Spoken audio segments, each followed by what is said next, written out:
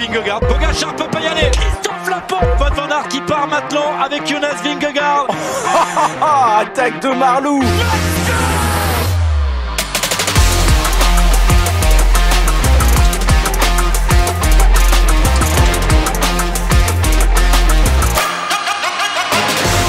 Bonjour à toutes et à tous. Hola, qu'est-ce que j'aurais envie de vous dire après cette Vuelta 2023 donc qui a sacré Sepp Kuss à Madrid il y a quelques jours, et pour en parler forcément con mi amigo François Pierre Noël. Hola François Pierre. Hola Guillermo.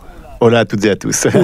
Hola, c'est le hola, c'est l'accent espagnol, mais je tire en même temps. Il était dur ce hola.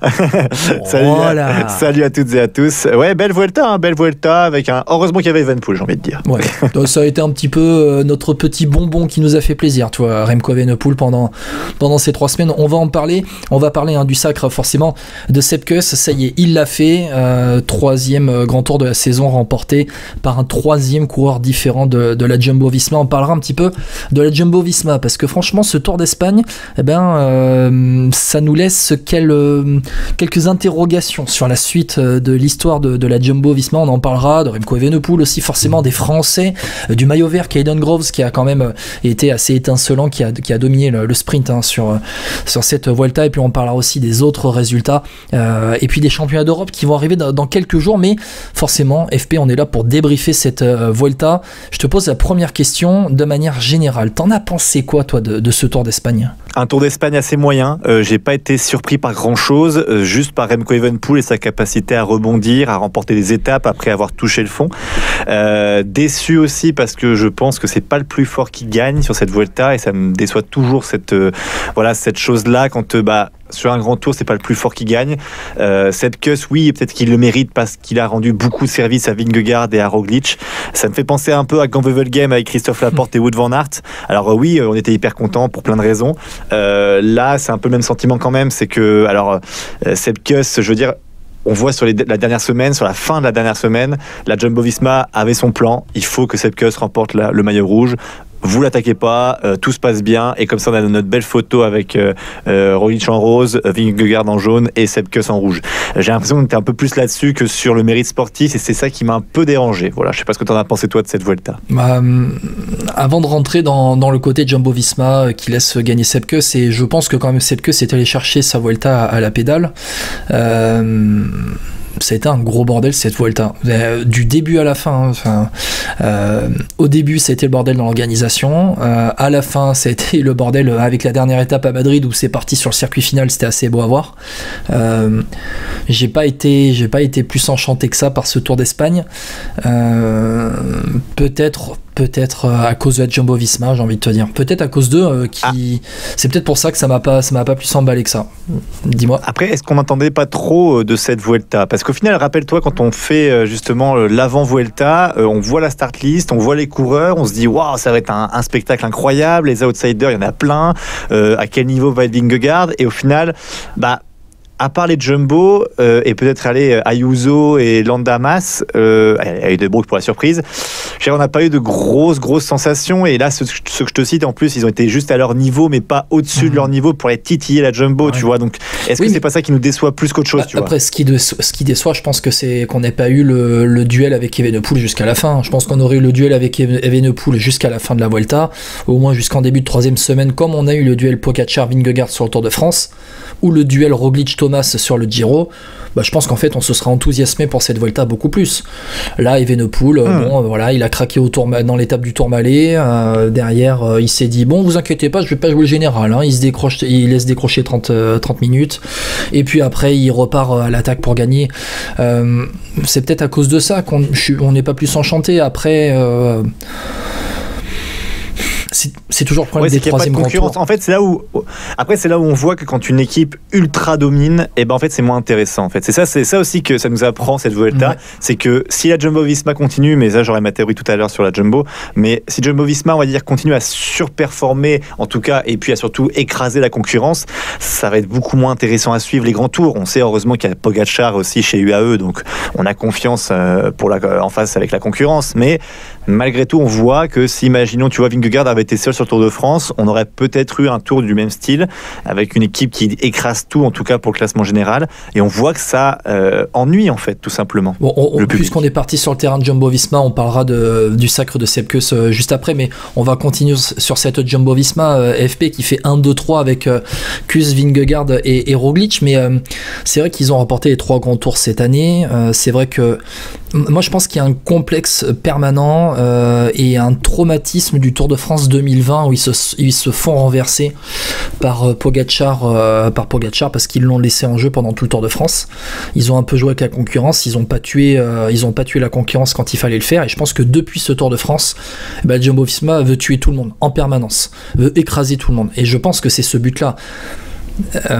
Oui, mais après on parle d'une équipe avec un budget énorme. Exactement. Qui recrute les meilleurs coureurs, en tout cas les meilleurs coureurs pour accompagner les leaders qu'ils avaient déjà. Ils pourraient tous être leaders dans les autres équipes. C'est vrai, tout à fait. Sepp Kuss qui a fait des performances moyennes à une certaine époque, ça date même de l'an passé, on peut le dire. Voilà, il révèle le niveau qu'il devait avoir il y a quelques années où voilà, c'était un jeune prometteur. Roglic et Vingegaard, on les présente plus. Voilà, mine de rien, c'est la meilleure équipe du monde, et peut-être que cette année, c'est son année. C'est-à-dire que voilà, tu sais, il y a toujours un peu ce côté, tu me grimpes un peu, c'est comme quand tu grimpes un col, quoi. On va dire que l'histoire de la Jumbo-Visma, elle partait de très bas. On se rappelle il y a quelques années, c'était vraiment une des pires équipes du peloton. Et au fur et à mesure du travail, voilà, peut-être aussi du bon recrutement. Aujourd'hui, ils sont tout en haut du col. Le plus dur maintenant, c'est d'y rester. Je suis curieux de voir ce qui va se passer l'année prochaine avec les autres équipes aussi. Donc voilà, pour l'instant, ils sont au plus haut niveau qu'ils peuvent atteindre, que ce soit sur certaines classiques. Il leur manque quand même Roubaix cette année, c'était pas terrible, et le Tour des Flandres. Mais ils ont fait une année incroyable, et voilà, c'est tout. Je pense que là, Jumbo-Visma, c'était leur année 2023, et ils sont tout écrasés. Ouais, alors après... Au départ de la Vuelta, ils avaient les deux favoris, ils avaient Roglic et Vingegaard. S'ils terminaient pas 1 et 2 avec ces deux gars, ou en tout cas sur le podium, tu rajoutes Sepp Kuss, ça aurait été une déception. Faut quand même se l'avouer. La concurrence en face, c'est pas au niveau aussi, Guillaume, tu dis ça, mais si Ayuso est à un meilleur niveau, si Mas aussi tente des choses peut-être un peu plus intéressantes, s'il ne se contente pas de suivre, il y a des étapes, ils ont suivi constamment, ils n'ont pas pris de risque en fait, parce qu'ils préféraient garder leur 4e place que aller chercher la 3e place. Alors je dis pas qu'ils les auraient réussi, mais je pense que le but était pour tout le monde. Mais le but pour tout le monde était d'avoir cette 3e place. En fait, tout le monde se disait dès le départ, du moment où Evenepoel a lâché, on va avoir une place sur le podium qui va se libérer pour nous. Et Sepp Kuss n'a jamais lâché. Et Sepp Kuss a été protégé. Et on l'a vu en fait, je sais pas si tu te rappelles de cette... alors attends, c'est quoi? C'est l'étape que remporte, voilà, en début de 3e semaine, donc c'est l'étape du mardi, avec la victoire de Vingegaard à Bérès. À Bérès, ouais. Tu te souviens, quand Vingegaard attaque, derrière, tout le monde ralentit. Tout le monde veut enterrer Sepp Kuss, j'ai l'impression. Ça a été l'objectif d'enterrer Sepp Kuss à ce moment-là. Vous voulez faire la course, vous voulez que Sepp Kuss remporte, vous voulez faire attaquer Vingegaard, Roglic et compagnie, démerdez-vous. En fait, faites votre course. Mais je pense... On va faire perdre Kuss et on va vous avoir votre propre jeu. Je pense que c'était le but des adversaires. Ils pouvaient pas faire mieux. Je pense que les gars, en fait, ils se disaient, on peut pas faire mieux. En fait, quoi qu'il arrive, Jumbo-Visma, ils vont nous rouler dessus. On va avoir, je sais pas, Kelderman qui va nous rouler dessus. Je pense que Kelderman, il est au niveau du lieutenant d'Ayuso, du lieutenant de Mikel Landa. Et c'était pourtant le 4e larron seulement de cette équipe Jumbo-Visma. Mais attention, alors tu as raison sur la tactique des adversaires. Je pense que cette étape à Bérès, la 16e étape, c'est le point de bascule de la Jumbo-Visma. Pour moi, Vingegaard, à ce moment-là, pense pouvoir prendre le maillot rouge à Sepp Kuss. C'est-à-dire que pour moi, dans la stratégie de Jumbo, de ce qu'on a vu, je pense que là, ils ont toujours laissé la liberté aux 3, en disant le meilleur gagne. Et donc là, il attaque et au final, il ne prend pas assez d'avance pour obtenir le maillot rouge. Le lendemain, à l'Angliru, pareil, Sepp Kuss fait une belle montée et tient le coup parce qu'il perd, je crois, que 20 secondes sur le duo Roglic-Vingegaard et il garde son maillot rouge. Et pour moi, c'est ces deux étapes-là qui font la bascule peut-être chez les directeurs sportifs en disant « Ok, Sepp Kuss, là, il a quand même tenu, on lui laisse le rouge ». Voilà, est-ce que c'était la bonne décision? Est-ce que le mérite sportif est respecté? Je ne sais pas, mais en tout cas, je pense que jusque-là, la Jumbo avait essayé de jouer le jeu, en tout cas, du meilleur gagne, quoi. En tout cas. Quoi qu'il arrive, je pense que Sepp Kuss aurait été le dindon de la farce, quoi. il y a un truc qui m'interroge. Je veux bien être un dindon avec un maillot rouge.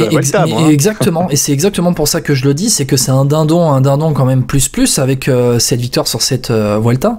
Mais je pense que la guerre, en fait, Sepkus, il est là, il remporte cette Vuelta et tant mieux pour lui. Mais la guerre, en fait, elle est entre Vingegaard et Roglic, et je pense que ce Tour d'Espagne va laisser pas mal de traces dans l'équipe Jumbo-Visma avec les deux leaders qui étaient Roglic et Vingegaard ces 2 dernières saisons. Et le point de bascule, le point de bascule, il est sur cette saison-là entre Vingegaard et Roglic. Ok, Roglic remporte le Tour d'Italie. Ok, Vingegaard remporte le 2e Tour de France. Mais là, sur ce Tour d'Espagne, je pense qu'il y avait une guerre des coqs entre Vingegaard et Roglic, et que c'est Vingegaard qui donc l'a emporté. Il remporte l'étape au Tourmalet. Il remporte l'étape donc à Bérès. Il termine dans la roue de Roglic à l'Angliru en lui suçant la roue jusqu'à la fin. Roglic ayant essayé de faire la différence, mais la guerre elle était entre Vingegaard et Roglic et non avec Sepkus, avec les autres.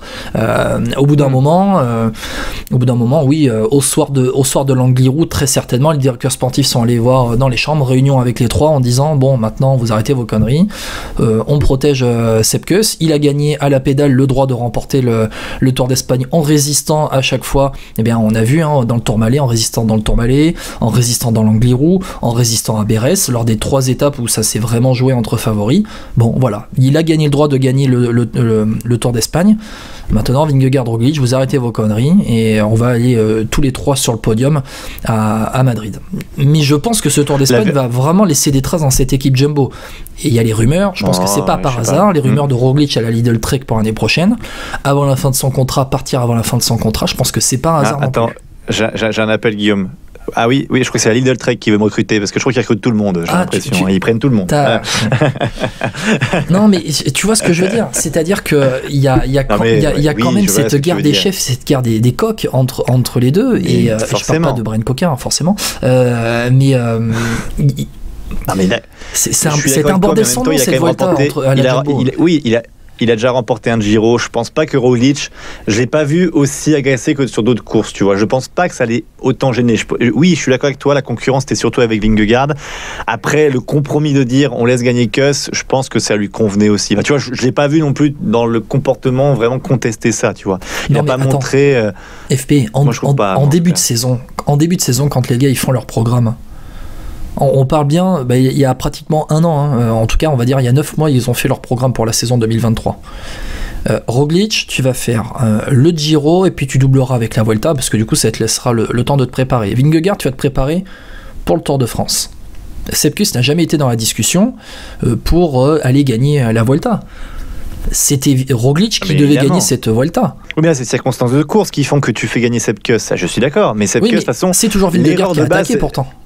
C'est jamais Roglic qui a eu la liberté de faire ce qu'il a voulu. Alors, ça je sais pas, je pense que Vingegaard était quand même le plus fort. Je pense que vraiment entre les deux, si tu me disais entre Vingegaard et Roglic, le plus fort c'était Vingegaard. Ça s'est vu. Ça pour le coup, je pense c'est difficilement contestable sur cette Vuelta.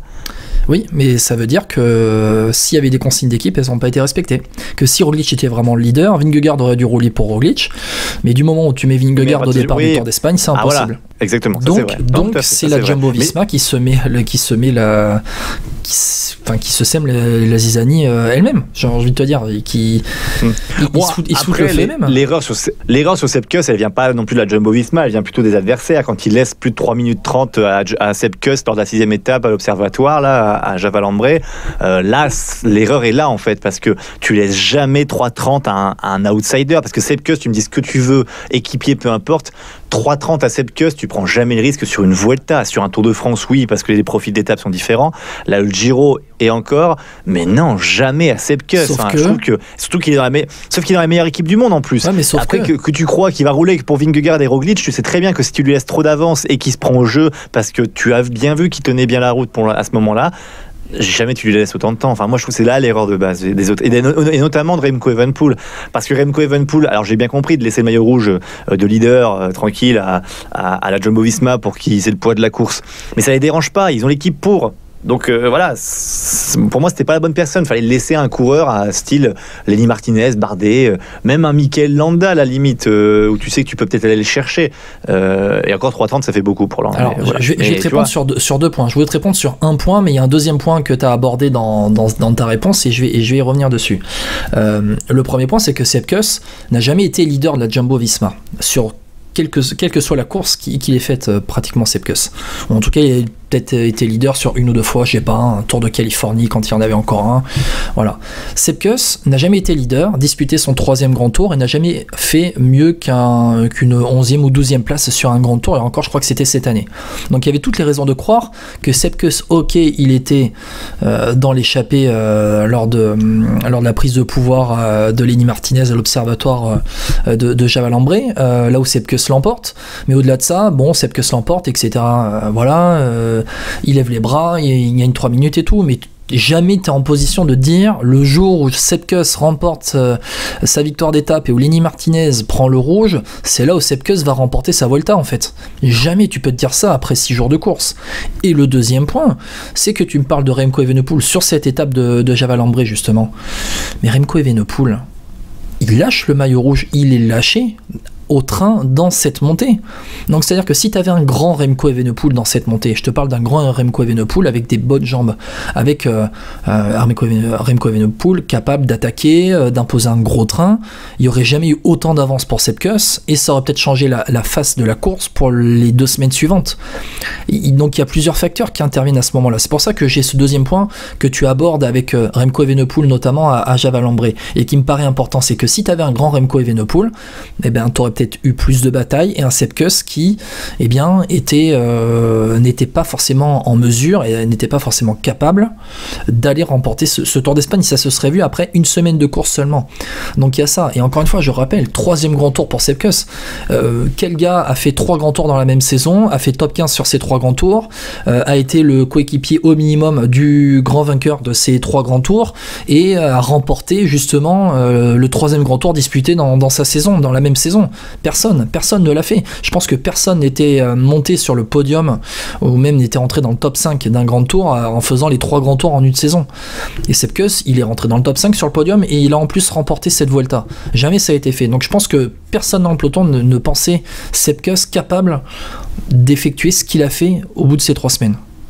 Et je pense que ça c'est important pour analyser ça. Oui, tout à fait. C'est vrai que c'est exceptionnel. C'est vrai que ce qu'ils font, le triplé plus un Sepp Kuss qui est extraordinaire sur les 3 grands tours, ça a rarement été fait à part à l'époque peut-être des Eddy Merckx ou ce genre de choses.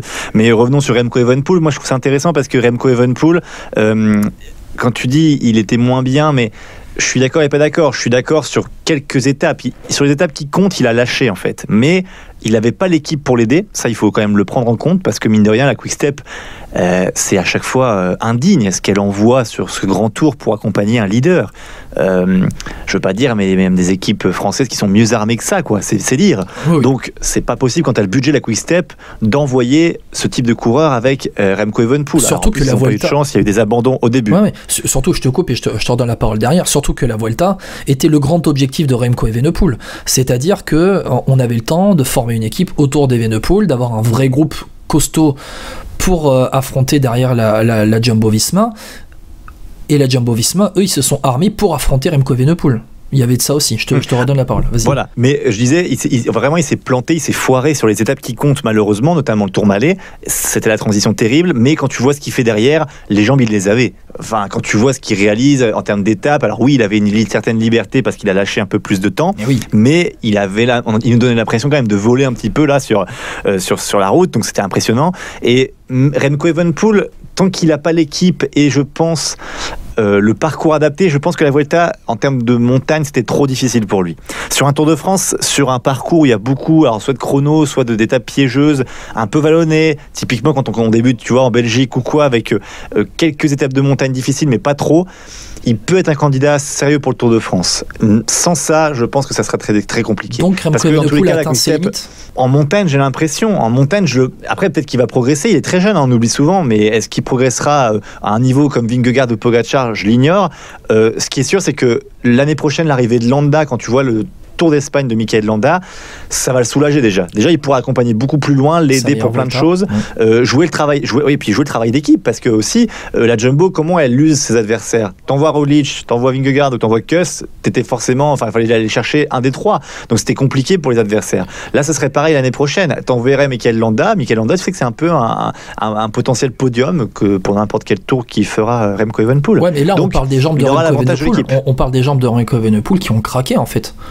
C'est Remco Evenepoel qui a craqué, c'est-à-dire que, et encore tu me dis, il avait les jambes derrière, on voit derrière, il remporte les victoires d'étape et tout, mais pourquoi il remporte les victoires d'étape? Parce qu'en fait il a pu se faire des jours off, sans jouer la bagarre pour le général, là où d'autres étaient en train de se bagarrer. Je pense, dans l'Angliru il était échappé, mais je pense, c'est l'étape de Bérès notamment, où il se relève pour derrière être échappé le lendemain. Voilà, dans toutes ces étapes-là, il a pu s'échapper parce qu'il avait des jours off, donc en fait il a pu se reposer là où tout le monde était en bagarre permanente pour aller accrocher des places dans le top 10 notamment. Donc il a bénéficié de circonstances, Remco Evenepoel, pour gagner ces étapes là. Bon, la victoire à la Cruz de Linares où il colle 4 minutes au deuxième, la perf elle est incroyable, mais elle vient de la part d'un mec qui joue le maillot à poids, qui a pu se relever pour notamment à l'Angliru. Je pense que l'Angliru, bon, difficile de se relever, mais quand il est repris, je pense qu'il se dit je vais pas me cramer, je vais repartir demain de toute façon, et voilà. Mais il y a quand même des circonstances qui font que Remco Evenepoel a pu jouer les victoires d'étape, chose qu'il n'aurait pas pu faire forcément en jouant le général du début à la fin. C'est sûr, voilà. Évidemment. Et le craquage est énorme. L'étape du Tourmalet, le craquage est monumental. Le craquage, on en a parlé dans le débrief de la deuxième semaine. C'est vrai qu'il est terrible pour lui, quoi. Donc c'est vrai que c'était très difficile. Et je reviens après 6 jours de course à Chaval-Lambré, j'insiste sur cette étape, mais c'est un premier coup pour Remco Evenepoel. Et on rappelle, on était allé voir Patrick Lefebvre pendant le Tour de France, on était allé lui poser la question, je me souviens notamment, c'était après l'étape de la Reims où Jay Hindley avait fait coup double, avait remporté l'étape et pris le maillot jaune. J'avais posé la question à Patrick Lefebvre, quand on voit la bagarre, Vingegaard, Pogacar, on n'a pas envie de se dire que Remco Evenepoel il pourrait être au milieu, se bagarrer avec eux. Et Lefebvre m'avait répondu non, Remco, on a un plan pour lui, il faut on a un plan pour lui, donc c'est-à-dire il faut qu'il se teste avec les meilleurs. La Volta ça va être une étape, et l'année prochaine peut-être qu'il sera sur le Tour de France à se bagarrer avec les meilleurs. Mais déjà cette Volta est une première réponse par rapport à ce que peut faire Remco Evenepoel. C'est une première vraie réponse. Et lorsqu'on arrive en haute altitude, Remco Evenepoel, il est plus forcément là, et lorsque ça accélère et qu'il y a les cadres du peloton en forme, il est plus forcément là. Donc encore une fois, je rappelle aussi, Remco Evenepoel a fait les championnats du monde du contre-la-montre, et donc s'est préparé en force pour le championnat du monde du contre-la-montre 2 semaines juste avant le départ de cette Vuelta, donc ça compte dans les jambes. Mais maintenant, Remco Evenepoel, peut-être qu'il n'est pas fait forcément pour jouer la haute montagne face aux purs grimpeurs que peuvent être Vingegaard ou Pogacar au top niveau. Passons peut-être aux outsiders aussi, parce qu'il n'y a pas eu que la course Jumbo, la course Evenepoel, parce qu'il y a quand même eu des belles révélations. Alors, sans parler forcément d'Ayuso, parce que il a déjà été surprenant l'année passée, mais j'aimerais faire un focus sur... Ouais, voilà, c'est ça, confirmation de la surprise. Tu vois, j'aime bien dire ça. Oui, j'achète. Kian Uijtdebroek quand même, ça il faut dire un mot, parce que voilà, c'était le test pour lui, comme pour Lenny Martinez d'ailleurs. Kian Uijtdebroek, voilà, il a passé le test haut la main, peut-être au-delà des espérances. Top 10, je sais pas si je l'imaginais, c'est ce que j'espérais pour un Lenny Martinez, tu vois, après sa première semaine. Et bien au final, c'est Kian Uijtdebroek qui est moins bien au début de la Vuelta, mais qui a tenu la distance, lui. Sans pression. Sans pression, Kian Uijtdebroek qui fait 8ème, à 7 secondes de son leader désigné Alexander Vlasov, qui à mon avis a eu quelques sueurs lorsque Uijtdebroek l'avait doublé pendant la 3e semaine. Mais au final, il fait pas de bruit, mais au final, c'est lui le premier Belge, et c'est pas Remco Evenepoel dans cette Vuelta. C'est-à-dire que lui... Il y avait même Stef Kras entre deux. Il y avait même Stef Kras entre les deux, exactement. Stef Kras qui fait une super 11e place juste devant Remco Evenepoel. Mais au final, la jeune pépite belge qui fait top 10 de la Vuelta, c'est pas Evenepoel, c'est Kian Uijtdebroek. Je sais pas ce que t'en penses, mais il fait pas de bruit, et lui forcément... T'imagines, il y a un an, il faisait le Tour de l'Avenir, il remportait le Tour de l'Avenir il y a un an. C'est ça. Donc, mais il est super intéressant. Et puis, ouais, c'est l'avenir du cyclisme belge aussi avec Remco Evenepoel. On en parle depuis très longtemps aussi. C'est ça. C'est la confirmation d'une attente qu'on avait en lui. Beaucoup d'attentes, évidemment. En haute montagne, il tient le choc. Même plus que ça, il peut dépasser certains de ses leaders. Il tient la dragée haute à des Ayuso, Landa, Mas. Enfin, moi, je le trouve bluffant, ce gamin. Et en chrono, on sait il est puissant aussi. Donc, c'est super intéressant. Même si cette année, là, sur la Vuelta, il fait pas un chrono terrible. C'est peut-être la déception pour lui sur ce chrono. Je crois qu'il est même derrière Lenny Martinez. Il fait 35e sur la montre. Voilà, exactement. Donc, c'est une petite déception parce qu'on sait que normalement, c'est un gros rouleur. Voilà. Et donc, voilà. Moi, je pense que Kenai de Broek l'année prochaine, je suis impatient de le voir peut-être sur un Giro, pourquoi pas. Tour de France, ça fait peut-être un peu tôt, mais bon, mine de rien. Maintenant, vu que les coureurs sont lancés de plus en plus jeunes, je serais pas surpris de le voir sur le Tour de France. Mais je sais pas ce que t'en penses. Moi, Kenai de Broek, c'est une très belle 8e place. Je pense qu'il faut pas la galvauder. Enfin, pour moi, ça vaut, entre guillemets, je dirais, ça vaut un podium. Ça vaut vraiment une grosse performance d'un jeune, quoi. C'est bluffant. Et à confirmer l'an prochain sur les courses d'une semaine et une course et un Giro, moi, j'espère pour lui, quoi. Ce serait la transition logique. C'est-à-dire que quand on voit les places qu'il prend dans les 2 grosses étapes de montagne, c'est-à-dire les arrivées au Tourmalet et à l'Angliru, qui étaient les deux grands cols de cette Volta. Au Tourmalet, il prend la 5e place et à l'Angliru, il prend la 7e place. Ça veut tout dire. Ça veut tout dire. Et ça veut dire que Heidebroek, il avait bien préparé, Heidebroek s'il avait bien préparé sa Vuelta, il s'était bien préparé. Et sa dernière course avant, c'était le championnat de Belgique à la fin du mois de juin, qu'avant il avait fait top 10 au Tour de Suisse, au Tour de Romandie, au Tour de Catalogne. Il a toujours été présent, il a toujours été top 10 dans les courses par étapes auxquelles il a participé et les courses par étapes qu'il a terminées. Donc non, c'est bien, mais c'est très bien. Et il avance caché en fait avec Vlasov qui est aussi le leader et avec Evenepoel qui est la grande star de la jeune génération belge. Il avance toujours caché à Heidebroek et c'est une force pour lui. Il va avoir 21 ans seulement à la fin du mois de février l'année prochaine. 21 ans à la fin du mois de février l'année prochaine. Il a tout l'avenir devant lui. Et moi, ce qui me fait marrer, c'est la fraîcheur qu'il a en interview en faisant son bilan de Vuelta au micro d'Eurosport JCN à la fin de la Vuelta. Il fait bon, alors je peux m'améliorer, je pense gagner un peu plus en puncher. Là, je pense que je peux m'améliorer un peu plus, mais sinon, c'est pas trop mal. Bah oui, tu m'étonnes que c'est pas trop mal, mon grand. Tu termines 8ème, à 7 secondes de ton leader Vlasov. Bah, franchement, ouais, devant Adjo Almeida, bon, franchement, c'est une super Vuelta qui nous a fait Heidebroek. Et c'est encourageant pour lui. Ouais, tout à fait. Puis c'est une fraîcheur qui est la même, je trouve, chez les jeunes Français là, qui étaient sur la Vuelta, Romain Grégoire et Lenny Martinez, dans la communication. Je sais pas comment elle sera toute la jeune génération qui arrive derrière, mais moi je la trouve plutôt prometteuse et assez ouverte en fait. C'est ça qui est assez intéressant aussi parce que, alors je dis pas qu'ils sont fermés les autres, notamment Remco Evenepoel que je trouve très ouvert dans sa communication. Un peu trop. Mais parfois un peu trop, mais c'est ça qui est aussi, très bien. C'est qui nous fait vivre aussi, Guillaume. Oui, c'est ça qui nous plaît. C'est ce aussi, qui nous permet de manger des pâtes le soir, exactement.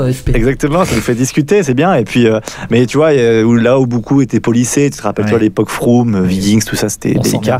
Donc voilà, c'est toujours intéressant. D'ailleurs, tu parlais de Grégoire Martinez et compagnie. Le Tour, là, on va parler des Français un peu. T'en penses quoi, toi, de ce Tour d'Espagne des Français? On rappelle, le meilleur Français, c'est Romain Bardet qui est 21ème. Et puis après, t'as un petit quatuor entre la 26e et la 29e place avec Paul Ourselin, Nicolas Prodhomme, Rémi Rochat et Rudy Mollard. Ah oui, t'as Lenny Martinez 24e qui est juste au-dessus. Il y a Kelderman qui est intercalé entre eux.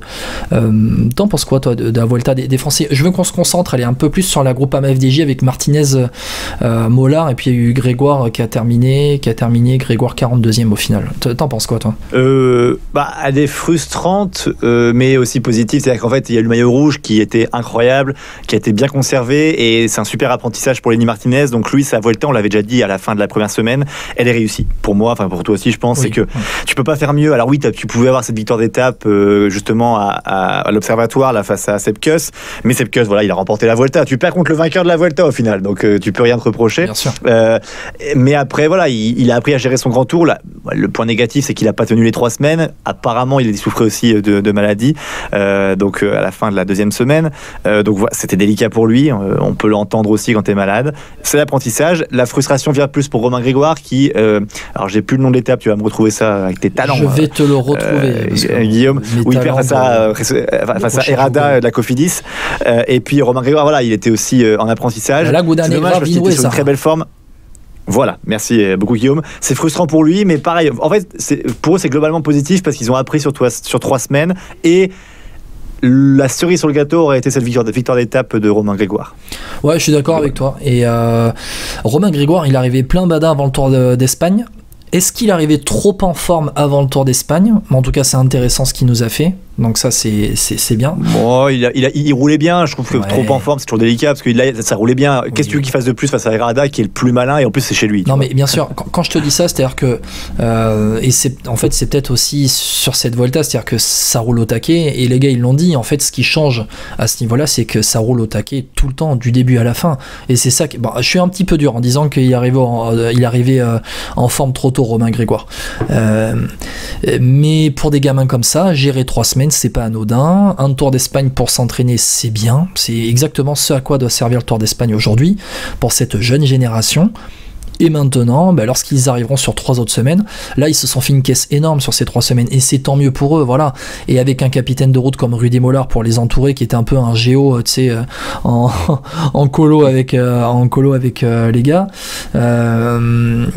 Non, c'est très intéressant et allez, on va dire encouragement de l'équipe professionnelle. Voilà, encouragement du jury. Voilà ce qu'on peut dire pour les petits jeunes. Un mot sur Romain Bardet qui a pas eu de bol sur le début de la Vuelta en tombant alors qu'il était bien placé, mais à chaque fois qu'il était échappé, il est tombé aussi encore, il a pas eu de bol parce qu'il tombe sur Evenepoel.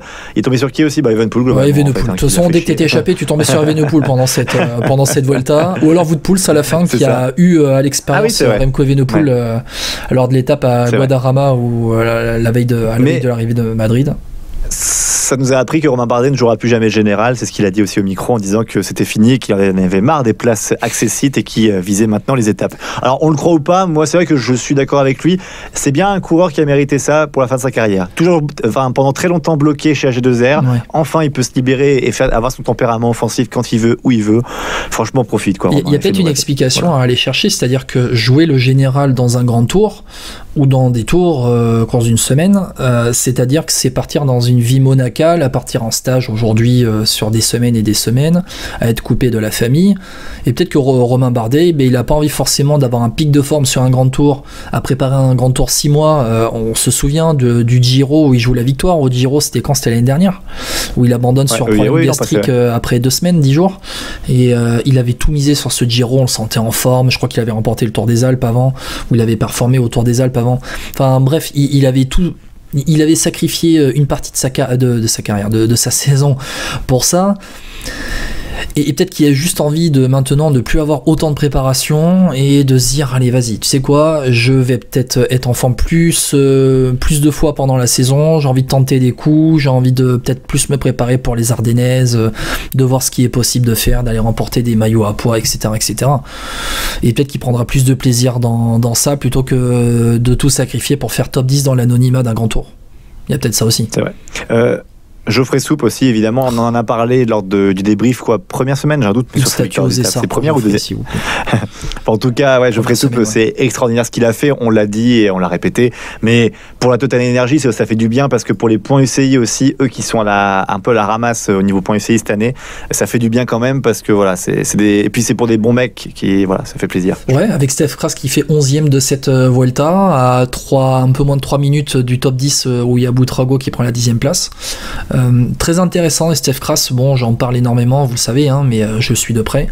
Mais c'est très intéressant pour lui. Et on va l'apprendre, c'est ton cousin. Non, je plaisante. Non, exactement, voilà. À chaque fois que je cite Steph Kras, je gagne de l'argent d'ailleurs. Non, on n'est pas là dans les transferts football. Bon, on polémiquera pas ici. Non, mais Steph Kras, c'est très intéressant. Il était frustré, je pense, après son Tour de France. Ils l'ont aligné sur le Tour d'Espagne pour rebondir. Il a très bien rebondi, donc bravo à lui. Et puis, allez, derrière, on citera Arkea Samsic 13e, il y a Steph Kras 11, Evenepoel 12 et Christian Rodriguez avec l'Arkea Samsic qui fait 13e. C'est des points importants, c'est des points à prendre sur un grand tour qui sont pas gratuits mais qui font du bien au bilan UCI aussi. Ouais, Arkea Samsic qui a été un peu qui a pas fait une grande saison. Là, c'est compliqué. Voilà, on verra avec le recrutement d'Arnaud Démare l'année prochaine. Enfin, l'année prochaine, en tout cas, il est déjà arrivé, mais l'an prochain sur les grands tours. Mais après, moi, je voudrais juste faire un petit point rapide sur l'équipe française Cofidis. Victoire encore d'étape avec Herrada. Ça commence, voilà, on voit que on voit que la méthode marche et je suis vraiment content parce qu'en fait même, alors on verra l'année prochaine, mais quand tu vois les départs des coureurs, tu sais qu'ils sont bien remplacés. On a appris par exemple là il y a quelques jours que Stefano Oldani de la Alpecin va venir l'année prochaine chez Cofidis. C'est des recrutements comme ça qui paraissent anodins, des coureurs, tu te dis c'est un peu s'équipe pour celui qui suit pas trop le cyclisme, mais c'est très malin, moi je trouve. Donc vraiment, je sais que c'est comme Steph Kras pour toi, moi Cofidis c'est mon équipe chouchou, mais franchement quand ça bosse bien, faut le dire, et qu'en plus c'est une équipe française. Donc et le départ de Victor Lafay chez AG2R aussi. Oui, mais bon, oui, ça, on en parlera plus tard. Ah oui, on en parlera plus tard, mais non, c'est intéressant ce qui se passe chez Cofidis. Même Rémi Rocha s'est accroché pendant pas mal d'étapes, et au final, bon, il fait 28e du général, mais c'est intéressant ce qu'il a montré. Donc lui, il ira rejoindre la Groupama FDJ la saison prochaine. Mais non, c'est toujours intéressant. Et puis ils savent sentir les coups à la Cofidis. Ils ont leur groupe d'Espagnols, leur groupe de Français dans l'équipe. Et puis je trouve que ça s'équilibre, d'Italien aussi, et je trouve que ça s'équilibre bien. Je trouve que ça s'équilibre plutôt bien, et que ça travaille intelligemment, ça se prend pas trop la tête.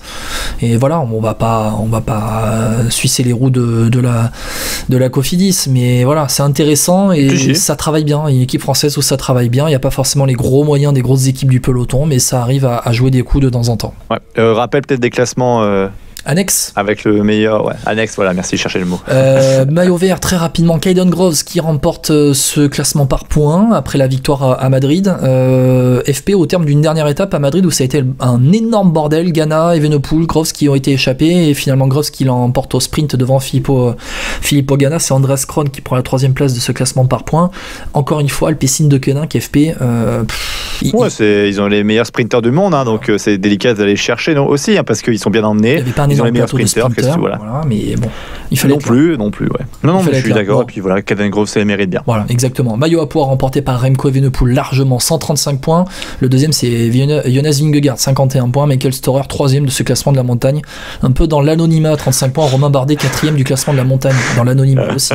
Imagine comment il a écrasé, effectivement. Imagine Evenepoel, il a 100 points d'avance sur Romain Bardet, qui est 4e du classement de la montagne à la fin de la Vuelta. Bon, voilà. C'est vrai que c'est fou. Le meilleur jeune remporté par Juan Ayuso, et ils sont 4 en moins de 10 minutes, avec Œil de Brox, avec Almeida et Buitrago 4e, Remco Evenepoel 5e meilleur jeune de cette Vuelta, et puis forcément la meilleure équipe. Jumbo Visma, 20 minutes d'avance sur la Bahreïn.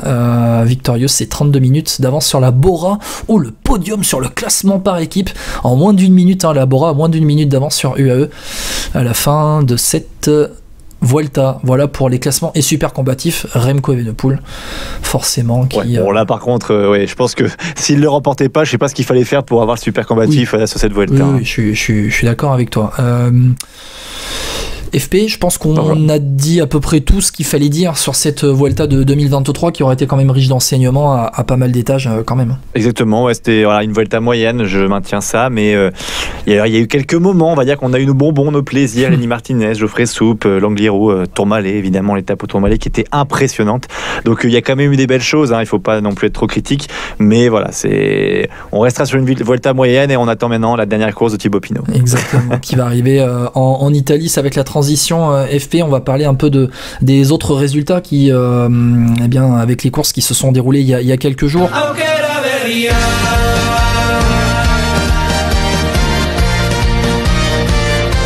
Alors rapidement, en bref, avec un Pavel Sivakov qui revient en forme. Tiens, sur cette fin de saison, lui qui va partir chez UAE la saison prochaine. Pavel Sivakov qui a remporté le Tour de Toscane. Il y a des classiques, semi-classiques italiennes là, en cette fin de saison pour préparer le Tour de Lombardie début octobre.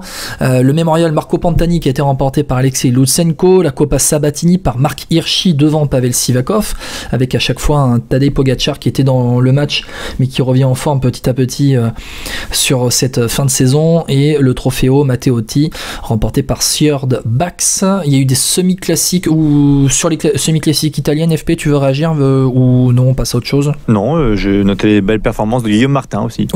Guillaume Martin qui est toujours performant sur ces classiques italiennes de fin de saison. Alors pas des places d'honneur, 6, 4, 5 par là, mais voilà, c'était une belle place d'honneur. Non, sinon rien de plus. C'est vrai que c'est des semi-classiques, puis c'est les préparations au fameux Tour de Lombardie qui arrive bientôt. Et comme quoi, Pavel Sivakov n'est pas qu'un nombre, c'est aussi quelqu'un qui est capable de faire des résultats. On passe ce message, voilà, allez. C'est vrai.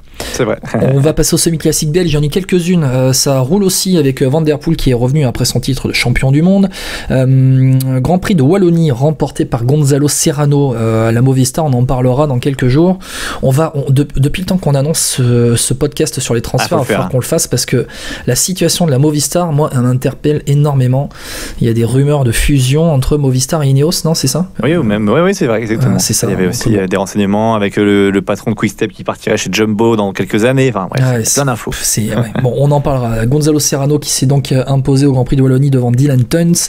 Le Super 8 classique avec la première victoire en arc-en-ciel de Mathieu Van Der Poel devant Anthony Turgis dans une course débridée. C'était n'importe quoi. C'est parti à 70 bornes de l'arrivée encore. On a l'impression de se retrouver au printemps dernier. Le championnat des Flandres avec là les sprinters, championnat pour sprinters avec Philipsen qui s'impose devant Groenewegen, Jacobsen et Bryan Coquard 4e. Intéressant. Philipsen qui a aussi remporté le Geusche-Pilch. Voilà, je fais pas très bien, mais Jasper Philipsen. Je serais pas le dire non plus. Hein. Ouais, non, bon, tu fais bien. Jasper Philipsen, rapidement, c'est lui le meilleur sprinter au monde actuellement. Bon, on n'avait pas attendu pour le dire, mais oui, c'est le Tour de France qui nous l'a montré. Là, c'est pareil. Là, ce qui est positif, alors au-delà de Philipsen, parce que c'est vraiment le plus fort, il est toujours le mieux emmené, donc c'est difficile de ne pas gagner quand t'es Philipsen. C'est Coquard, hein, je trouve 4e par rapport au plateau. Quand t'as Groenewegen devant toi, etc., il leur tient tête, quoi. Donc c'est vraiment beau à voir, je trouve. Ouais, mais Bryan Coquard qui continue avec cette belle saison et encore une fois, il prouve que au milieu des grosses cuisses, il est là, même forcément quand ça ne se termine pas en bosse ou en faux plat montant.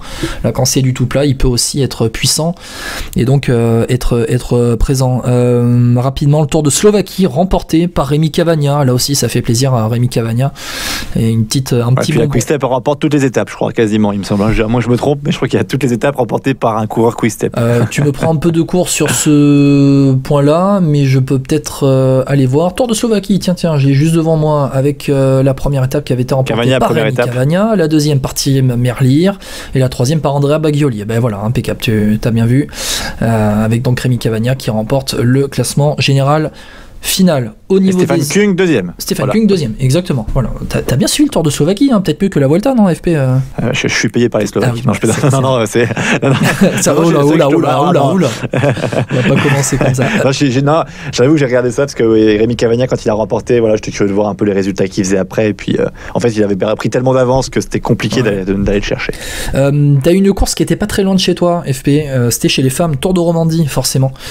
Qui a remporté le Tour de Romandie Alors, je sais que l'étape près de chez moi, c'est Demi Vollering qui l'a gagné. Donc c'est Demi Vollering qui remporte le Tour de Romandie, la vainqueur du Tour de France, qui s'impose devant Casigny Viadoma. Et c'est Liane Lippert qui remporte la dernière étape. Exactement, Marlène Reusser qui complète le podium à domicile de ce Tour de Romandie. Juliette Labousse qui prend la 4e place, un beau plateau sur ce Tour de Romandie féminin. Voilà pour un peu les infos en bref. Bon, voilà, il y a eu l'accident de Nathan Van Hooydonk aussi qui est intervenu pendant cette 3e semaine de Vuelta, qui a motivé aussi un peu les Jumbo, notamment à Vingegaard le mardi, début de 3e semaine, à remporter cette étape-là.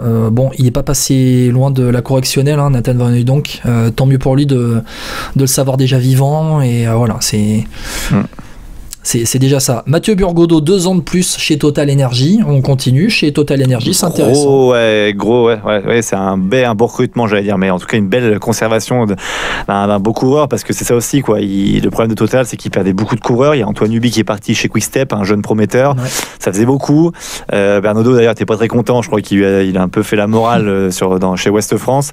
Burgodeau, il fallait le garder. C'est un des leaders à l'avenir de la Total, et j'espère que le recrutement sera meilleur que les dernières années. Exactement. On va passer au championnat d'Europe très rapidement pour terminer ce podcast, les présenter très rapidement. Championnat d'Europe FP aux Pays-Bas, ça va être plat et encore à Drenthe, à Drenthe, il y a le Ronde van Drenthe, une course qui existe en continental. Voilà, cherchez le mot. Rapidement, je vais prendre ceux qui vont nous représenter chez les hommes contre la montre. Armirail, Cavagna, pas de surprise. L'épreuve en ligne, Cosnefroy, Desmar, Dujardin, Laporte, Louvel, Russo, Sénéchal, Zingle. C'est pour Desmar ou c'est pour Laporte au sprint ? J'espère que c'est pour Laporte, parce que Desmar, j'ai vu ces courses là depuis la reprise avec Arkea, c'est pas du grand Arnaud Desmar pour l'instant. Alors après, est-ce que ça va s'améliorer d'ici le championnat d'Europe ? J'espère pour lui, mais moi je mise pas tout sur Arnaud Desmar, non, en tout cas. Ah ouais ? S'il fallait mettre une pièce, c'est sur Christophe Laporte et Cosnefroy pour tenter un coup de loin. Si vraiment tu me demandais là comme ça. Après, on verra les mouvements de course, du vent aux Pays-Bas, des bordures, faudrait être placé. Voilà, c'est un championnat d'Europe plutôt pour sprinter. Chez les femmes. Pour prolonger ça, c'est Arnaud Démare, je sais pas si tu l'as vu, hein, le sprint récemment, donc j'ai plus quelle est la course, c'est pas Isberg, peut-être, j'ai un doute maintenant. Ah oui, mais il est vraiment super bien emmené. Oui. Il est super bien emmené, il est vraiment en tête. Et Arnaud Démare en forme, il y a un an, même pas plus longtemps, il remporte la course à la main. Là, il se fait remonter par tout le monde. C'est Matteo Moschetti qui s'impose à Iceberg devant Mats Pedersen, Arnaud Démare et Jason Tesson prend la 4e place. Et bien exactement, c'est cette course-là que j'avais vue. Voilà, donc ça m'inquiète un peu si tu me dis qu'on mise tout sur Arnaud Démare. Après Arnaud Démare, il revient. Il a été écarté. Je n'ai pas dit que c'est sa faute. Non, mais je te dis pas que c'est sa faute. Je dis qu'il n'est pas capable pour l'instant physiquement. J'ai l'impression surtout sur un championnat d'Europe où c'est toujours très tendu, quoi. Là, on parle du Grand Prix d'Isberg, tu vois, c'était pas non plus tendu tout le temps, quoi. Mais après, on verra bien le jour de la course. Entre Laporte et Démare, on verra qui sera le plus en forme. Et Christophe Laporte je pense que Christophe Laporte est un formidable lanceur aussi. Et s'il doit lancer Arnaud Démare, il le fera. Et puis. Eh bien, qu'il le lance et qu'il garde la tête. Moi, je veux. Alors, tu lances et puis tu dis attends, j'arrive pas à me relever. Oh, c'est dommage. J'avais pas vu. Excuse-moi, déjà ligne d'arrivée. J'avais pas vu. Bon, voilà, on verra bien pour ces championnats d'Europe. La sélection femme avec au contre-la-montre Audrey Cordon-Rago, Juliette Labous, pas de surprise. Juliette Labous qui avait pris la 5e place du championnat du monde, si je me souviens bien, il y a au début du mois d'août. Il y a un mois, l'épreuve en ligne pour les femmes retenue Victoire Berthaud, la championne de France, et la pistarde avec Aude Bianic, Audrey Cordon-Rago, Maëlle Grossetête, Juliette Labous, Marie Lenette, Gladys Verhulst et Jade Viel, les meilleures françaises, avec donc des pistardes pour ce parcours plat. Et donc, ça va être pour Victoire Berthaud. On va tenter les coups, je pense, avec ça.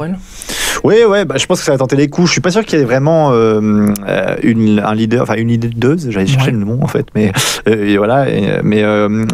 on va voir. Moi, je suis persuadé que ça va être plutôt une course de mouvement, donc je suis curieux de voir ce que donne une Victoire Berthaud par exemple, qui sent bien les coups. Mais ce qui est bien avec cette composition, je trouve, d'équipe de France féminine, c'est que il y a tout, comment dire. C'est toutes des grosses rouleuses, quoi. Donc c'est vraiment bien parce que je me dis que peu importe qui on envoie dans l'échappée ou qui fait les mouvements de course, s'il y a toujours une Française, il y a une chance de gagner, quoi, je trouve. Donc c'est ça qui est bien. Ouais, très intéressant. Audrey Cordon-Rago qui pourra être aussi une chance lorsque ça va pouvoir bouger. Marie Lenette qui va pouvoir rouler aussi. Maëlle Grossetête aussi qui va pouvoir rouler pour contrôler et puis emmener. Puis ça roule bien, ça. Je peux dire que ça roule fort. Ça quand ça en vrai, voilà. Et puis au sprint, par contre au sprint, Lorena Bébès à domicile. Ça va être compliqué d'aller la chercher si elle est bien au départ. Je pense qu'elle est bien. C'est pour ça qu'il faut une course de mouvement, on espère. Exactement. Très rapidement, les autres sélections, on va pas faire trop long non plus, mais chez les U23, chez les femmes, avec notamment Léa Curigné, Cédric Carbaol, Églantine Rayet. Alors on va donner avec Maëva Skiban, Marie-Morgane Ledinf et Flavie Boulet. Carbaol et Rayet qui feront toutes les deux aussi le contre-la-montre. Chez les hommes, les U23, Eddy Lehitouz et Pierre Thierry qui feront le contre-la-montre. Ils sont alignés sur la course en ligne avec Thibaut Gruel, Axel Huens, Paul Magnier et Baptiste Vadic. Voilà pour cette équipe U23. Et puis chez les U19, rapidement, on a une Julie Bégaud qui sera notamment retenue, la petite pépite Julie Bégaud. Et chez les hommes en U19 notamment, on va le suivre, Léo Bizio de retour, lui qui est en train de tout écraser sur cette fin de saison. Il nous fait bien plaisir. FP, tu veux le relais mixte rapidement? Non? Si, allez, Armira, Cavagna, Cordon-Rago, Carbaol, Labous, Benjamin Thomas. C'est pas mal ça fait podium. Normalement, j'espère. Alors j'espère qu'on va battre les Suisses surtout. Oui. Tu dis ça, t'as pas peur toi? Et chez U19, Bégaud avec Léo Bizio. Là aussi, c'est intéressant, l'association Julie Bégaud, Léo Bizio. Chez U19. FP, je crois qu'on a fait le tour, ça y est? Largement, je pense.